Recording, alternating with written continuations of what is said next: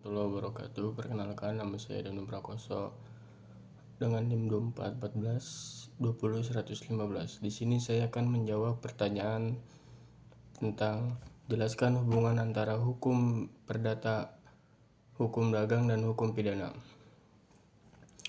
Hubungan antara hukum perdata dan hukum dagang dan hukum pidana ini, tiga hukum ini saling berhubungan erat meskipun ruang lingkup dan tujuan yang berbeda.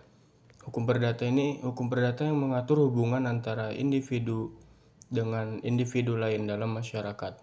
Nah, kalau hukum dagang ini ialah bagian khusus dari hukum perdata yang mengatur hubungan hukum di bidang perniagaan atau perdagangan. Hukum pidana yang mengatur perbuatan yang dilarang dan diancam dengan sanksi pidana seperti penjara atau denda. Nah, hubungannya hukum dagang merupakan turunan dari hukum perdata karena sama-sama mengatur hubungan antara individu yang bersifat privat. Namun jika dalam kegiatan perdata atau dagang terjadi pelanggaran yang bersifat kejahatan, maka masuknya ke ranah hukum pidana.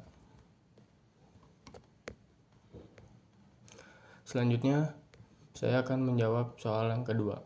Jelaskan mengenai persamaan dan perbedaan dari perusahaan persekutu perdata dengan perusahaan komanditer. Persamaan: sama-sama bentuk kerja, sama usaha antara dua orang atau lebih yang memiliki tujuan untuk mencari keuntungan.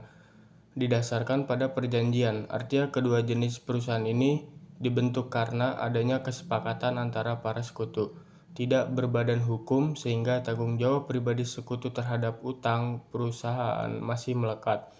Nah, modalnya berasal dari para sekutu baik dalam bentuk uang, barang maupun tenaga.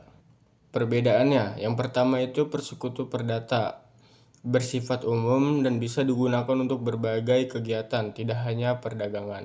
Semua sekutu memiliki kedudukan yang sama baik dalam tanggung jawab maupun pengelolaan. Selanjutnya, tidak ada pemisah sekutu aktif atau pasif yang diatur dalam pasal 1618 sampai 1652 KUH Perdata. Persekutu komanditer atau CV bersifat khusus di bidang perdagangan atau bisnis. Terdapat dua jenis sekutu, yaitu sekutu aktif yang tugasnya menjalankan usaha dan bertanggung jawab penuh atas utang perusahaan.